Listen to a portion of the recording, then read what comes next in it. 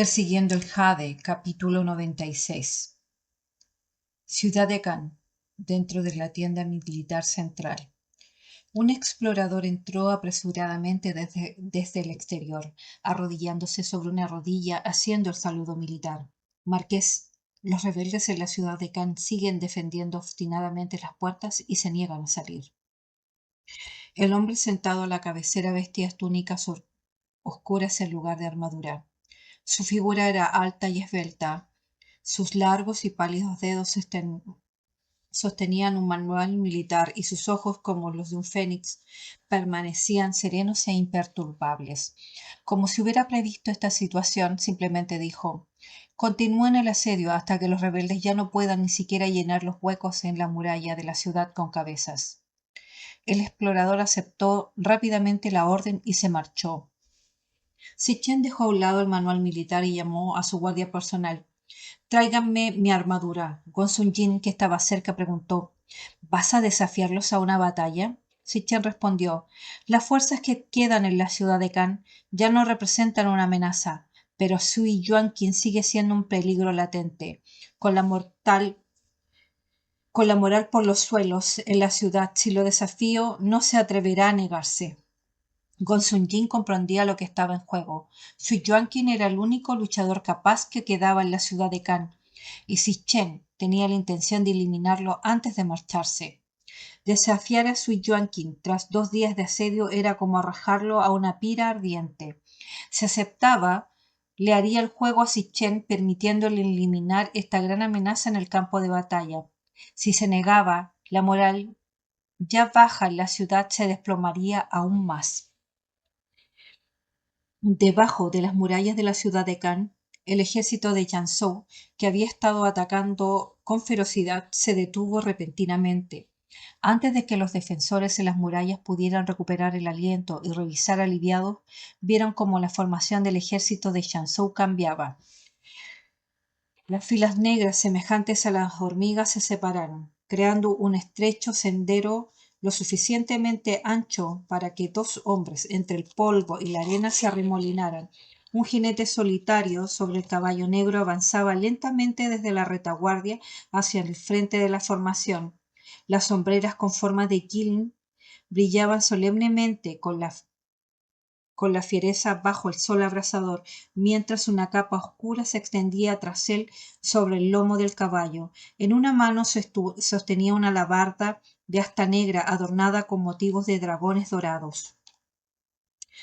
La sola visión de aquel guerrero con armadura negra sobre su corcel heló la sangre de los defensores en las murallas, cuyas piernas temblaban incontrolablemente al reconocer la alabarda de hierro oscuro con su hoja decorado con motivos de dragones. Palidecieron aún más del terror. La alabarda de dragón dorado negro, el marqués de Wuhan. Si el marqués de Wuhan había venido personalmente, la ciudad de Cannes caería sin duda hoy mismo. Los generales comunes jamás se atreverían a empuñar armas con motivos de dragones. Esa alabarda de dragón negra y dorada había sido forjada por cientos de artesanos por decreto imperial. Se le otorgó al marqués de Wuhan después de que reconquistara Jinzhou y vengara la humillación de haber sido cedido el territorio 17 años antes, lo que complació enormemente al emperador. Cuando fue investido como marqués de Wuhan, el emperador declaró: «Con un marqués marcial como este, nuestro gran Jin estará en paz». En la corte actual, cualquier oficial militar orgulloso y ambicioso aspiraba a superar al marqués de Wuhan. Sin embargo, su larga lista de logros bélicos seguía siendo una cima insuperable que nadie podría alcanzar en vida. Debajo de las murallas de la ciudad se instalaron 2 filas de tambores de guerra sobre carros. Mientras los profundos y resonantes golpes de tambor resonaban en el campo de batalla abierto, los defensores en las murallas se estremecieron. Sus manos temblaban tanto que apenas podían sujetar sus espadas. Los arqueros apostados en las almenas temblaban como garras de gallina. Sus flechas perdían toda puntería entre el redoble de tambores. El joven general a caballo alzó la cabeza para contemplar las murallas de la ciudad. Sus rasgos, de una belleza impactante y tallados en jade, estaban enmarcados por unos fríos e indiferentes ojos de fénix, mientras alzaba su alabarda y la apuntaba hacia las murallas gritando con arrogancia: «Suyankin, sal y enfréntate a la muerte». El mensajero en las paredes salió corriendo presa del pánico para entregar la noticia. Aunque la ciudad de Cannes llevaba solo unos días sitiada, la residencia del señor feudal estaba sumida en la oscuridad. Era de dominio público. Quien asediaba la ciudad de Cannes era el marqués de Bujan. No solo los soldados rasos estaban aterrorizados, sino que los sirvientes de la mansión del señor feudal sabían que era solo cuestión de tiempo antes que la ciudad cayera. Por debajo, a un lado del miedo, nadie se atrevía a hablar de la guerra. En los últimos días, varios sirvientes que habían afirmado imprudentemente que la ciudad de Cannes no resistiría mucho tiempo habían sido golpeados hasta la muerte con palos en la mansión. El mensajero, que había regresado apresuradamente desde las puertas de la ciudad, atravesó rápidamente los profundos patios y fue conducido hasta Suiyuanqin. Arrodillado sobre una rodilla, con una voz temblorosa, dijo: «Joven amo, el marqués de Wuhan lo desafía a una batalla en las puertas de la ciudad, exigiéndole que salga y luche». Con la llegada del verano, el sol era abrasador. La mitad de la cortina de bambú junto a la ventana del estudio estaba enrollada, dejando entrar un torrente de luz por la entrada, mientras que la parte interior permanecía a salvo del sol, proyectando una sombra sombría. Suiyuanqin estaba sentado en el suelo con el cabello despeinado y los pies descalzos. La mesa baja frente a él estaba llena de libros, pinceles y tinta. Tras caer en las manos de Sitchen y sufrir enormemente, fue rescatado y pasó muchos días recuperándose. Aunque sus heridas físicas habían sanado, había adelgazado mucho y la tristeza en su rostro se había acentuado. Al oír al mensajero, respondió con voz sombría: «No, sigue defendiendo las puertas». El mensajero vaciló: «Joven amo, la moral de nuestros soldados está por los suelos. Si esto continúa, la ciudad de Cannes podría caer sin luchar. Usted derrotó una vez al marqués de Wuhan en el campo de batalla de Chunzhou. Si sale a combatir, al menos podría levantar el ánimo de las tropas». Suiyuanqin se burló: «Si de verdad salgo a luchar, caeré de lleno en la trampa de Sitchen. Abandonó a Chonzhou para venir aquí y capturarme. ¿Acaso no es porque está desesperado por escapar de las luchas internas de la corte? Mientras Chonzhou permanezca intacta, no se atreverá a cruzar las puertas de la ciudad Cannes». El mensajero no tuvo más remedio que retirarse. Una vez a solas en el estudio, Suiyuanqin lanzó un rugido furioso, tirando de golpe los libros y pergaminos de la mesa baja. La piedra de tinta, llena de tinta, estalló contra el suelo, derramando tinta negra sobre las tablas de madera. Suiyuanqin apoyó las manos contra la mesa, las venas de sus delgadas manos se marcaban, apretó la mandíbula con fuerza y rechinó los dientes. Hubo tiempo en que superar a Sitchen había sido su obsesión, y al fin y al cabo, durante tantos años había vivido a las sombras de Sitchen, había estudiado lo que él estudiaba y practicado las técnicas que él dominaba. Cuando se enfrentaron por primera vez en la batalla de Chonzhou, él pensó que había ganado y que Sitchen era ahora su enemigo derrotado. Solo ahora se dio cuenta de lo ingenuo que había sido. Incluso tuvo una premonición que podría morir a manos de Sitchen. Este sentimiento era como una niebla que se cernía sobre su corazón, haciéndolo sentir cada día más melancólico. Últimamente se había encerrado en su estudio. Necesitaba mantener la calma, mientras encontraba la debilidad de Sitchen y el motivo repentino de su ataque. Aún podría encontrar manera de contrarrestarlo. Suiyuanqin cerró los ojos pesadamente.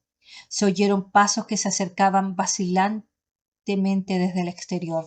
Cuando Suiyuanqin levantó la mirada,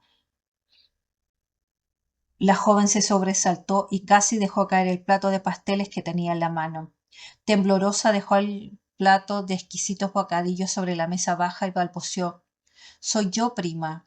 Una Una muchacha mimada desde las cámaras interiores. Su rostro no era más grande que la palma de una mano. Su piel suave como el jade fino. Sus ojos almendrados brillaban con lágrimas, tímidos y delicados, como flores de peral azotados por la lluvia. Sui Yuanqing cerró los ojos. Esta belleza era completamente distinta a la felina y salvaje que había encontrado. Aquella que tenía un temperamento feroz, arañaba, mordía y arañaba. La mujer que tenía delante parecía delicada como una flor, temblando mientras se abría paso bajo la lluvia, a punto de ser arrancada. Era demasiado frágil, como si pudiera hacerle daño y sería completamente incapaz de resistir. Incluso si lo hiciera, probablemente solo lloraría en silencio, con los ojos llenos de lágrimas mirando a su verdugo. Cuando Si Yankin alzó la mano para sujetarle la barbilla, ella tembló de pies a cabeza, nerviosa mientras tomaba la bandeja de pastel exquisitamente elaborado para ofrecérselo. Mamá dijo que mi primo se estaba esforzando al máximo defendiendo a la ciudad de Cannes en estos últimos días, así que la cocina preparó unos pasteles y me pidió que se los trajeran. Sui Yuanqing no abrió la boca, mirando ese rostro delicado y hermoso, preguntó con indiferencia: ¿Por qué tiemblas tanto, prima? ¿De qué tienes miedo? La mujer negó con la cabeza, presa del pánico. Sui Yankin bajó la barbilla, tomó el pastelito que había intentado darle y le examinó. De repente él sonrió y en lugar de eso se lo llevó a los labios. No me gustan los dulces, cómelo tú, prima. Su rostro palideció al instante y negó con la cabeza frenéticamente. A mí tampoco me gustan. Con el pastel en la mano, Sui Yankin bajó la cabeza y su sonrisa aún permanecía, pero su expresión se ensombreció mientras preguntaba en voz baja: ¿por qué? Finalmente los nervios de la mujer cedieron y rompió a llorar. Primo, tienes que huir. Mi padre se enteró que el mismísimo marqués de Wuhan nos está desafiando a las puertas de la ciudad, temiendo que nuestra familia sea ejecutada si la ciudad cae. Mandó a preparar estos pasteles envenenados para matarte. Planeaba cortarte la cabeza y entregarla en las puertas. Sui Yanqing sonrió y su sonrisa se amplió. ¿Es así? Dicho esto, se dirigió directamente al soporte de espadas y tomó su espada y salió. El ejército ya no atacaba la ciudad y sus fuerzas principales se concentraban en las 4 puertas principales. Solo unos pocos de los guardias domésticos permanecían en la residencia del señor de la ciudad. La mujer creyó que Sui Yuanqing había tomado su espada para escapar de la mansión con las piernas temblorosas. Salió tambaleándose del estudio con la mente confusa mientras preguntaba cómo informar, pero entonces oyó un coro de lamentos desgarradores provenientes del vestíbulo. Sintió un vuelco en el corazón. El delicado chal que cubría su brazo cayó al suelo, pero no se detuvo a recogerlo. Levantando sus faldas, corrió hacia el origen de los gritos. Al entrar al pasillo y ver la habitación llena de cadáveres, casi se desmaya. La visión de sus padres tendidos en charcas de sangre la dejó sin fuerzas y se desplomó en el suelo. Abrumada por el dolor y el terror, ni siquiera pudo llorar, solo las lágrimas corrían por su rostro como cuentagotas. Le costó un largo instante recuperar la voz y lanzó un grito desgarrador: ¡Padre! ¡Madre! Miró a su Yuanqing de pie en el centro del salón con su espada goteando sangre espesa, como si fuera un demonio. Su voz se quebró por los sollozos. ¿Por qué? ¿Por qué mataste a mis padres? Con tus habilidades podrías haber escapado. Podría haberte marchado de la finca. Sui Yuanqing observó fríamente cómo la frágil mujer lloraba casi sin aliento, con una leve sonrisa en los labios. Esta primo tuyo no sabía si le habían criado para ser así de ingenua o simplemente era una tonta. O tal vez la familia Liu sabía muy bien que los nobles solo se casaban con mujeres preparadas por familias prestigiosas para ser matriarcas, mientras que una belleza tomada como concubina debía ser dócil, sumisa e ingenua. Por eso habían criado a su hija para que fuera tan débil y fácil de intimidar. En cierto modo, esta mujer había sido un peón desechado por su familia hacía mucho tiempo.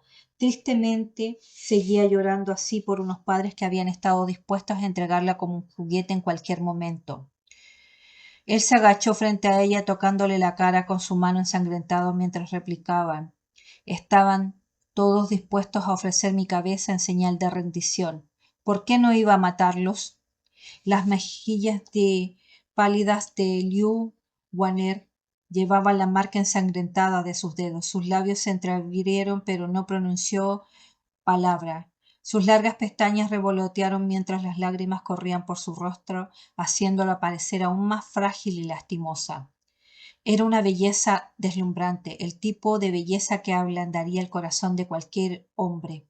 Sin embargo, por alguna razón, Chin Yuanqing de repente recordó la mirada fría y despiadada en los ojos de Fan Chanyu cuando lo apuñaló con una cuchilla. En el pasado siempre había preferido las bellezas como Liu Waner, dóciles, delicadas, que se aferraban a él como enredaderas que se marchitaban sin un árbol que las sostuviera.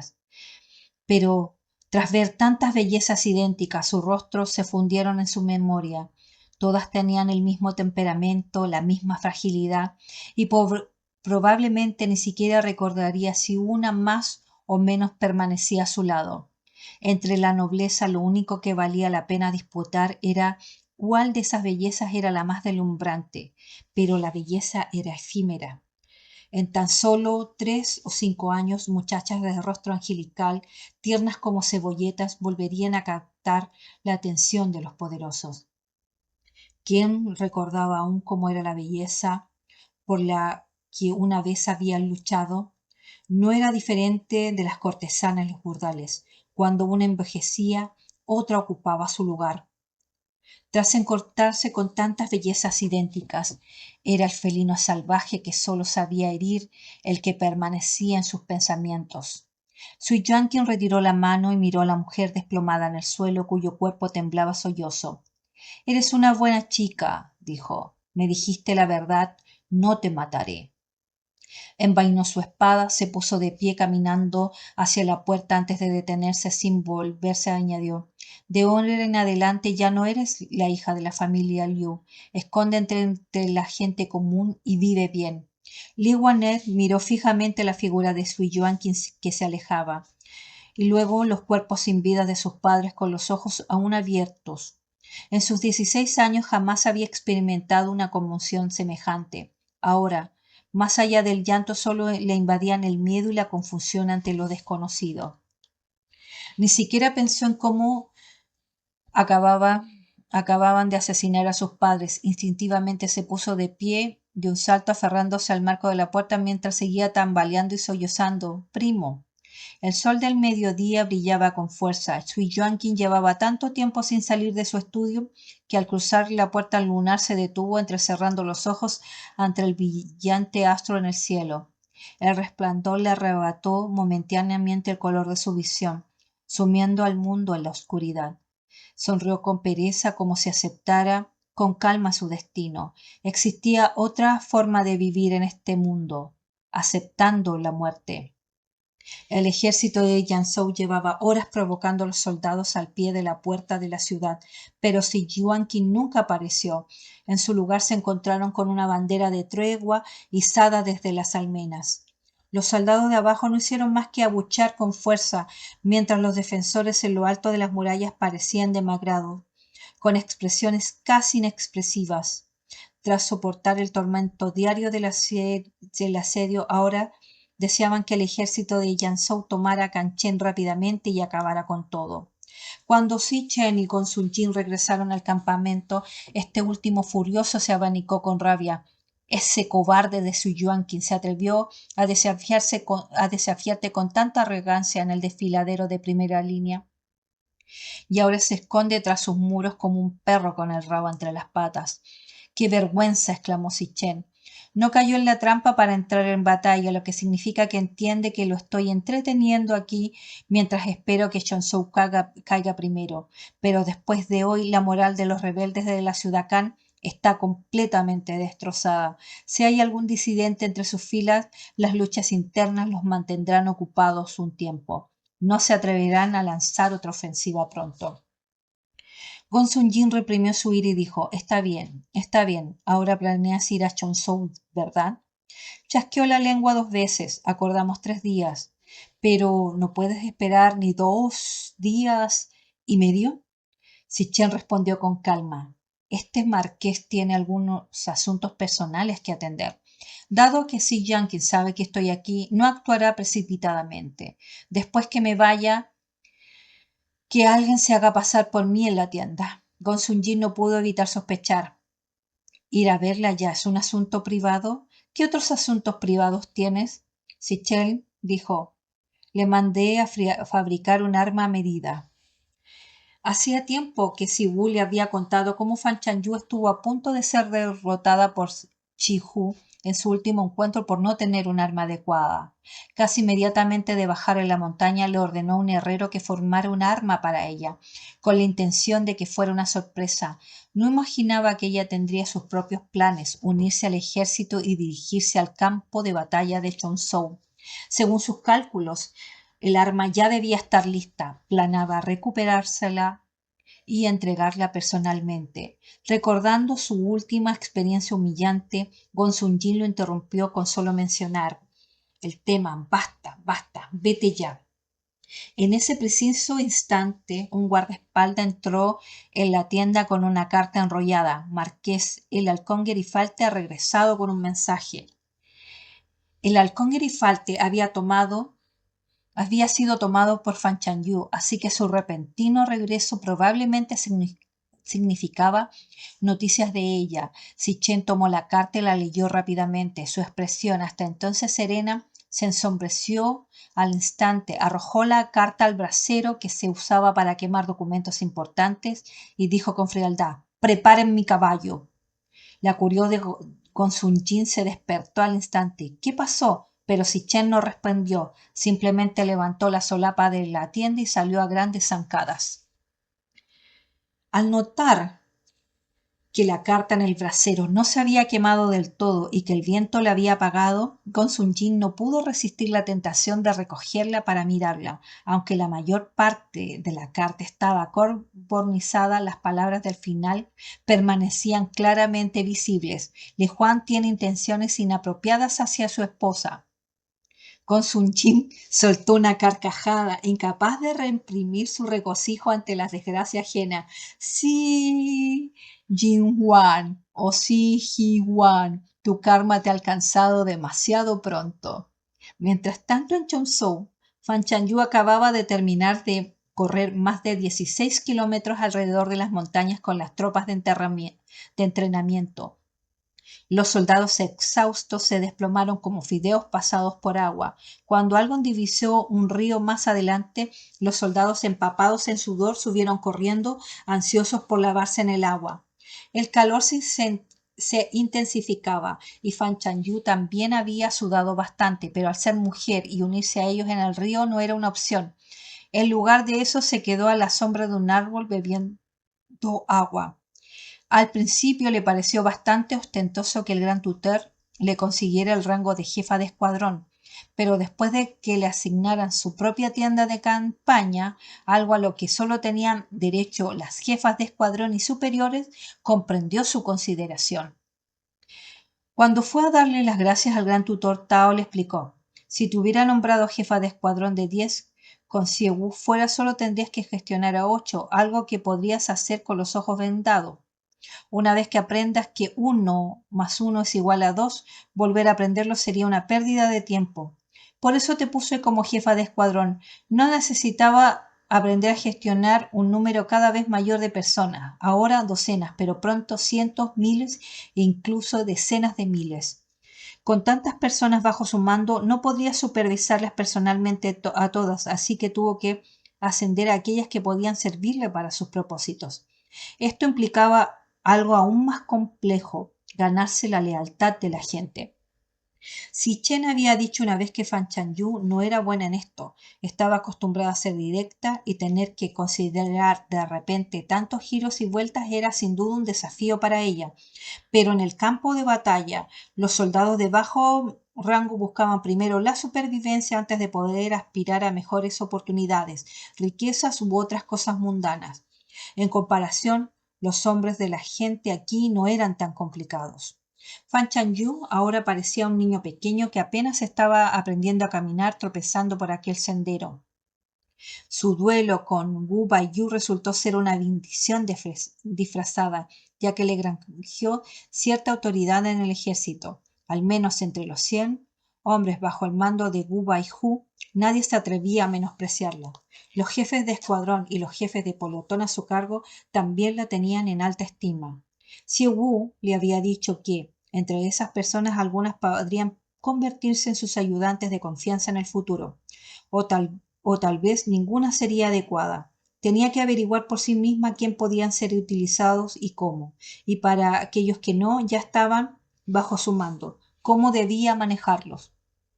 En la actualidad, Fan Chanyu se dedicaba sus días a seguir ejercicios militares, sacando a tiempo para estudiar textos militares con el gran tutor Tao. Por la noche, al acostarse a dormir, reflexionaba sobre parte de los textos que no comprendía o meditaba sobre el arte de dirigir al personal. Pero quizás debido a su excesivo cansancio, a menudo caía en un profundo sueño en cuestión de minutos. Durante este raro momento de ocio, Fan Chanyu observó los pocos hombres bajo su mando que no habían ido a la orilla del río, contemplando una vez más la selección de ayudantes de confianza, cuando de repente estornudó varias veces seguidas sin previo aviso. Xiu, que estaba de guardia a su lado, preguntó rápidamente: «Jefa de escuadrón, ¿tiene usted frío?». Fan Chanyu agitó la mano como quien dice el dicho: un estornudo significa que alguien está pensando en ti. 2, que te están maldiciendo. 3, que están hablando de ti. Quizás Ning Ning me extraña. Apenas terminó de hablar, estornudó de nuevo. Fan Chanyu quedó paralizada por un instante. Xiu Wu, al recordar la carta que había pedido a Si Kui que le devolviera, sintió de repente una punzada de culpa.